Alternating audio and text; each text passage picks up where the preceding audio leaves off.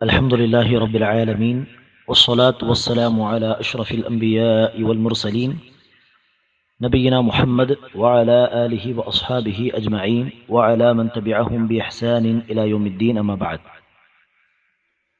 அன்பிற்கினிய மாணவ மாணவிகளே, சென்ற வகுப்புகளில் சஹீஹ் ஹதீஸ் உடைய நிபந்தனைகளை நாம் பார்த்திருக்கிறோம்.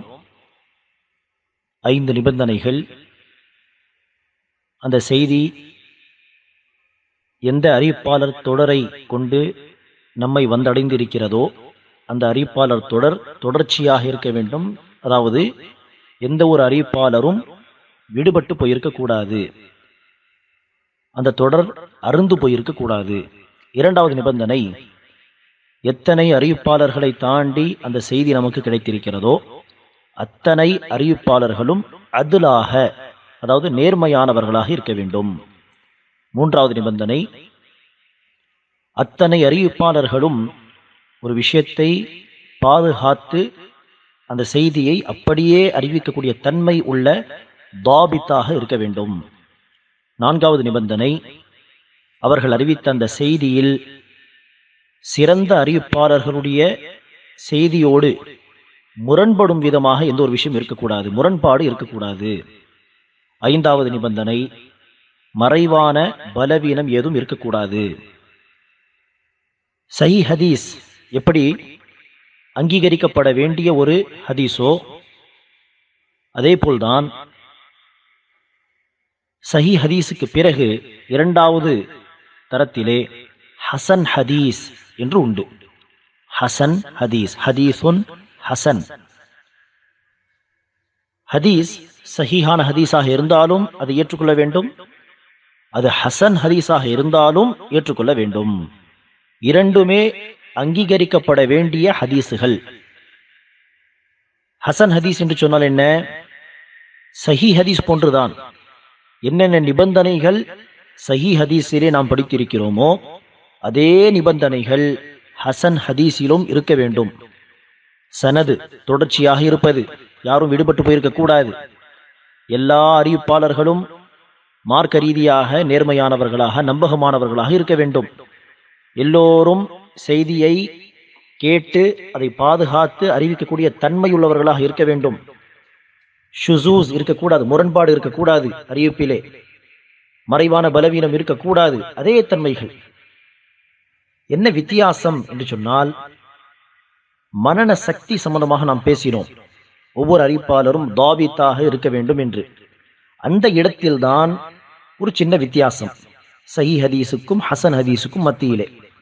அது என்ன வித்தியாசம் என்று சொன்னால், ஒவ்வொரு அறிவிப்பாளரும் மனன சக்தி விஷயத்திலே உச்சகட்டத்தில் இருந்தால், நல்ல திறமை உள்ள, நல்ல மரண சக்தி உள்ள, அதுக்கு உதாரணம் சொல்வதாக இருந்தால் ஒரு 90% மேல், 100ல் 90% மேல் அவர்களுடைய மரண சக்தி இருந்தால், உதாரணத்திற்கு அவர்கள் அறிவிக்கக்கூடிய செய்தி சஹீஹ் ஹதீஸ்.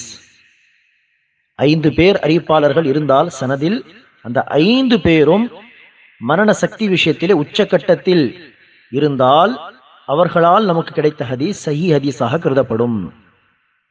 சரி, அதில் யாராவது ஒருவர் அல்லது ஒன்றுக்கு மேற்பட்டோர் அந்த 90% சற்று கீழே, 80க்கு மேல் 90க்கு கீழ் இருந்தால் என்று வைத்துக் கொள்ளுங்கள், சற்று மரண சக்தி விஷயத்திலே கீழே இருந்தால், அப்படிப்பட்ட அறிவிப்பாளர் ஒருவர் வந்துவிட்டாலோ அல்லது அந்த அறிவிப்பாளர் தொடரிலே சனதிலே ஒன்றுக்கு மேற்பட்டவர்கள் வந்துவிட்டாலோ அந்த ஹதீஸ் தான் ஹசன் ஹதீஸ் என்று கருதப்படும். ஒரு அறிவிப்பாளர் அதுலாக இருக்க வேண்டும், நேர்மையானவராக. அதே போல் தாபித், ஒரு செய்தியை பாதுகாத்து அறிவிக்கக்கூடிய தன்மையுள்ளவராக இருக்க வேண்டும் என்று 2 தன்மைகளை நாம் சொல்லியிருக்கிறோம். ஒரு அறிவிப்பாளர் விஷயத்தில் ஒருவர் அதுலாக இருக்கிறார், அதே போல் மரண சக்தி விஷயத்தில் உச்சகட்டத்தில் இருக்கிறார் என்று சொன்னால், இந்த 2 தன்மைகள் உள்ள ஒரு அறிவிப்பாளரை சிகா, அறிவிப்பாளர் என்று சொல்வார்கள் முஹத்திஸீன்கள். சிகத்துன் என்று சொன்னால் என்ன அர்த்தம்? மார்க்க ரீதியாக அதல், நேர்மையானவர். சரி, மரண சக்தி விஷயத்தில் எப்படி? உச்சகட்டத்தில் உள்ளவர், 90%க்கு மேல். உதாரணத்திற்கு ஒரு பேச்சுக்கு இந்த 2 தன்மை இருந்தால் அந்த அறிவிப்பாளரை சிக்கத்துன் என்று மக்கள் அழைப்பார்கள் முஹத்திஸீன்கள். அதே ஒரு அறிவிப்பாளர் அதுலாக இருக்கிறார், மார்க்க ரீதியாக அதில் எந்த ஒரு சமரசமும் கிடையாது, அதுலாக தான் இருக்க வேண்டும். சரி, இரண்டாவது மரண சக்தி விஷயத்தில் எப்படிப்பட்டவர் என்று சொன்னால், இவரும் நல்ல மரண சக்தி உள்ளவர் தான். ஒரு செய்தியை தப்பாக அறிவிக்க மாட்டார், சரியாக தான் அறிவிப்பார்.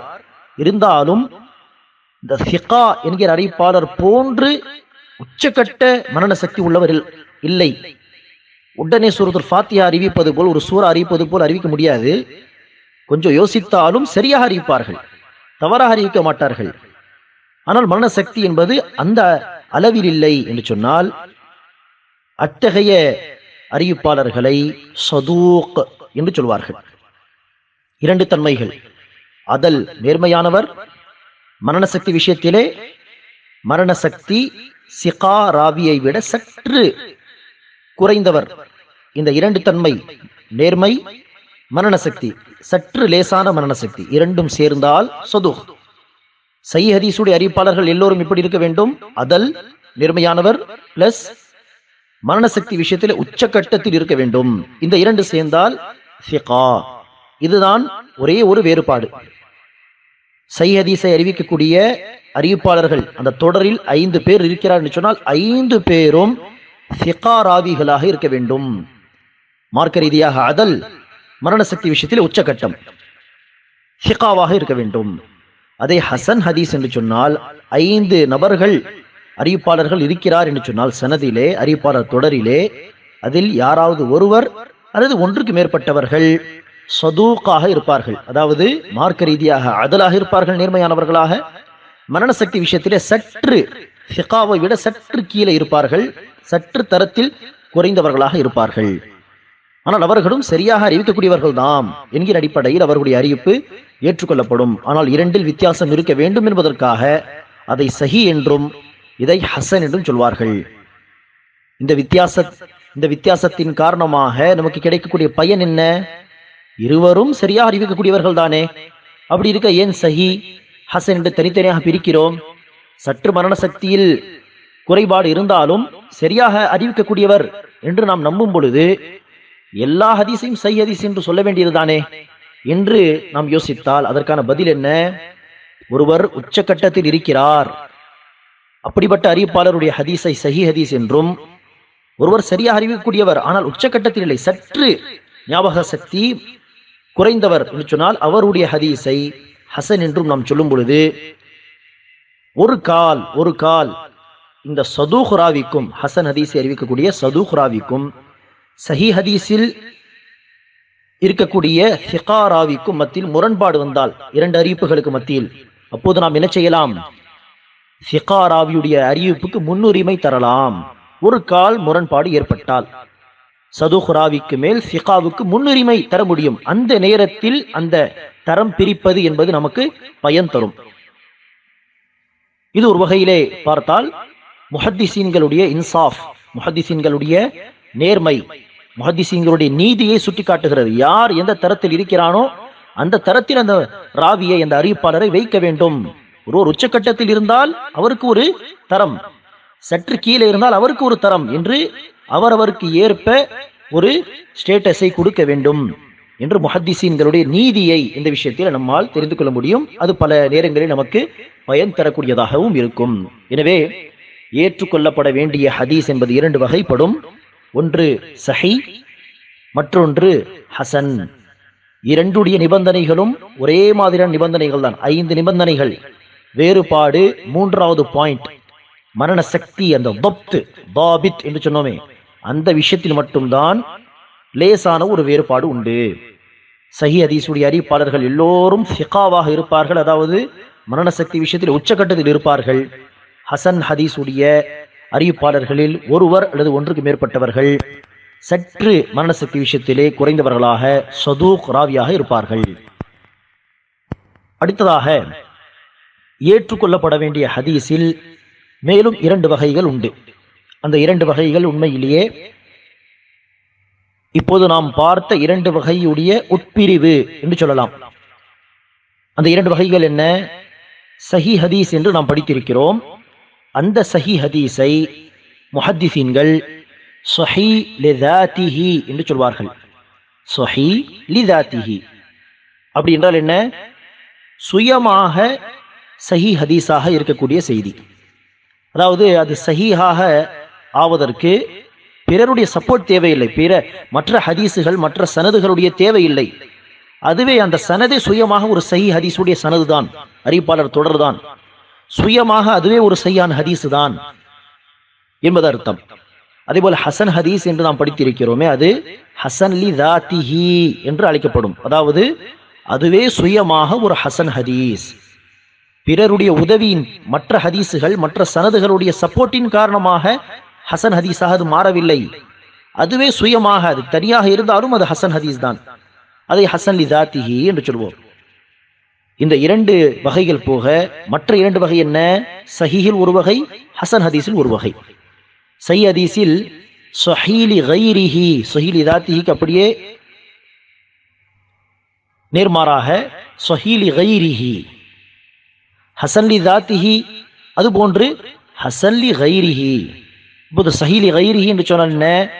பிறரால் அல்லது மற்ற ஹதீஸ் மற்ற சனதால் மற்ற சனதுடைய உதவியால் சஹீஹாக மாறிய ஹதீஸ். அதாவது என்ன அர்த்தம்? அது தனியாக இருந்தால் அது சஹீஹ் ஹதீஸாக இருக்காது, மாறாக அது ஹசன் ஹதீஸாக இருக்கும். ஹசன் ஹதீஸ் என்ன என்று நாம் படித்திருக்கிறோம். ஒரு உதாரணத்திற்கு அப்படிப்பட்ட ஒரு ஹசன் ஹதீஸ் ஒன்று நமக்கு கிடைக்கிறது என்று வைத்துக் கொள்ளுங்கள். அதே செய்தி ஹசன் ஹதீஸ் என்கிற பெயரில் என்ன செய்தி நமக்கு கிடைத்திருக்கிறதோ அதே செய்தியை மற்ற அறிவிப்பாளர்களும் இன்னொரு தொடர் மற்ற அறிவிப்பாளர்களும் அறிவிக்கிறார்கள் என்று வைத்துக் கொள்ளுங்கள். ஒரே செய்திதான், மத்தன் ஒன்றுதான், அறிவிப்பு நபியுடைய சொல் செயல் அதை மத்தன் என்று சொல்வோம். மத்தன் ஒன்றுதான், அந்த செய்தி, அறிவிப்பாளர் தொடர் வெவ்வேறு. இப்போது நமக்கு ஹசன் ஹதீஸ் என்கிற பெயரில் ஒரு ஹதீஸ் கிடைக்கிறது. ஆனால் அதே செய்தி மற்ற அறிவிப்பாளர்களாலும் நமக்கு கிடைத்தது என்று சொன்னால் இது அந்த அறிவிப்பாளர் தொடர், அந்த சனத் ரெண்டுமே சேர்ந்து ஸ்ட்ராங் ஆகுமா இல்லையா? நிச்சயமாக அது வலு அடையும். பிறருடைய மற்ற சனதுகளுடைய சப்போர்ட் கிடைக்கும் பொழுது, ஒரே செய்தியை மற்றவர்களும் அறிவிக்கும் பொழுது அந்த சப்போர்ட் கிடைத்த பிறகு ஹசன் ஹதீஸாக இருந்த ஒரு ஹதீஸ் சஹீலி கைரியாக மாறிவிடும். அதுவும் சஹீதான், ஆனால் சுயமாக சஹி அல்ல. அதே போன்ற இன்னொரு செய்தி வந்ததால் அது சஹி என்று மாறியது. உதாரணத்திற்கு, கிளாஸில் ஒரு பிரைட் ஸ்டூடெண்ட் ஒருவர் இருக்கிறார் என்று வைத்துக் கொள்ளுங்கள். நல்ல திறமையுள்ள ஒரு ஸ்டூடெண்ட். அவர் தனியாக அறிவித்தாலே அவரை நம்பலாம், சரியாக தான் சொல்வார். டீச்சர் இப்படி சொன்னார்கள், ஆசிரியர் இப்படி சொன்னார்கள் என்று சொன்னால் அது சரியாக தான் இருக்கும். ஏனெனில் அவர் ஒரு பிரைட், நல்ல ஞாபக சக்தியுள்ள நல்ல திறமையுள்ள ஒரு ஸ்டூடெண்ட். தனியாக சொன்னாலே அது சஹீஹான ஹதீஸ் தான். ஆனால் ஒரு ஸ்டூடெண்ட் இருக்கிறார், அவரும் நல்ல பிரைட் ஸ்டூடெண்ட் தான், ஆனால் சற்று தரத்தில் சற்று குறைந்தவர். அவரும் தனியாக அறிவித்தாலும் நம்பலாம், ஹசன் ஹதீஸ் அது. ஆனால் அதே மாதிரியான இன்னொரு பிரைட் ஸ்டூடெண்ட், அந்த இரண்டாவது தரத்தில் உள்ள ஸ்டூடெண்ட் போன்று இன்னொரு ஸ்டூடெண்ட்டும், இரண்டு நபர்கள், இரண்டு ஸ்டூடெண்ட்டுகள் சேர்ந்து சொல்கிறார்கள், ஆம் இன்னைக்கு ஆசிரியர் இப்படி சொன்னார்கள். இரண்டு பேர் சொன்னால் வலு கிடைக்குமா இல்லையா? ஒருவருடைய வார்த்தைக்கு, இவர் சொன்ன வார்த்தைக்கு இரண்டாவது மாணவருடைய வார்த்தை வலு சேர்க்கிறது. இரண்டாவது மாணவருடைய செய்திக்கு முதல் மாணவர் சொன்ன செய்தி வலு சேர்க்கிறது. இரண்டு அறிவிப்புகளும் ஒன்று சேர்ந்து அது தரம் உயர்ந்து சஹீஹாக கருதப்படும். ஆனால் சஹீலி கைரிஹி, பிறருடைய ஒத்துழைப்பால் மற்ற சனதுகளுடைய உதவியால் சஹீஹா மாறிய ஹதீஸ். இது சஹீ லிதாத்திஹி சஹீலி கைரிஹி சம்பந்தப்பட்ட ஒரு சுருக்கமான விளக்கம். அதேபோல் தான் ஹசன் லிதாத்திஹி, அதை தான் நாங்கள் படித்தோம். சஹீஹ் ஹதீஸ் போன்றுதான், ஆனால் மரண சக்தி விஷயத்திலே சற்று தரத்தில் குறைவாக இருப்பார், ஒரே ஒரு அறிவிப்பாளர் அல்லது ஒன்றுக்கு மேற்பட்டவர்கள். அது ஹசன் லிதாத்திஹி. ஹசன் லி கைரிஹி என்று சொன்னால் என்ன? ஹசன் லி கைரிஹி என்பது உண்மையிலேயே ஒரு பலவீனமான செய்தி, தஈஃப் ஹதீஸ், பலவீனமான ஒரு ஹதீஸ், தஈஃப் ஹதீஸ். தஈஃப் ஹதீஸ் என்று சொன்னால் என்ன? மரண சக்தி விஷயத்தில் ஏதோ பிரச்சனை உள்ள அறிவிப்பாளரின் காரணமாக ஒரு ஹதீஸை முஹதிஸீன்கள் ஓரமாக வைத்திருப்பார்கள். இது பலவீனமான செய்தி என்று ஒதுக்கி வைத்திருப்பார்கள். ஒதுக்கி வைத்ததற்கு காரணம் என்ன? மார்க்க ரீதியாக மோசடி செய்பவர், பொய் சொல்பவர் என்கிற அடிப்படையில் அல்ல. மரண சக்தியில் ஏதோ பிரச்சனை. ஒரு 5 நபர்களை தாண்டி அந்த ஹதீஸ் நமக்கு கிடைத்திருக்கிறது என்று வைத்துக் கொள்ளுங்கள். அந்த 5 நபர்களில் ஒரு நபர் நடுவில் மரண சக்தியில் பிரச்சனை உள்ள ஒரு நபராக இருக்கிறார். அப்போது என்ன செய்ய முடியாது? அவர் சரியாக அறிவித்திருப்பாரோ இல்லையோ தெரியாது என்று முஹத்திஸீன்கள் ஓரமாக ஒதுக்கி வைத்திருப்பார்கள் அந்த ஹதீஸை. உதாரணத்திற்கு இப்போது அந்த செய்தியை, அந்த பலவீனமான அறிவிப்பாளர் அறிவித்த அதே செய்தியை மற்றவரும் அறிவிக்கிறார் என்று வைத்துக் கொள்ளுங்கள். அவர் மரண சக்தியில் நல்லவராக கூட இருக்கலாம், அல்லது மரண சக்தியில் குறைபாடு உள்ளவராக கூட இருக்கலாம். ஆனால் அவரும் அதே மாதிரியான செய்தி அறிவிக்கிறார். வெவ்வேறு நபர்கள், ஆனால் செய்தி ஒன்று. அப்போது என்னாகும்? இந்த அறிவிப்பாளர் முதல் அறிவிப்பாளருக்கு வலு சேர்ப்பார், முதல் அறிவிப்பாளர் இரண்டாவது அறிவிப்பாளருக்கு வலு சேர்ப்பார்.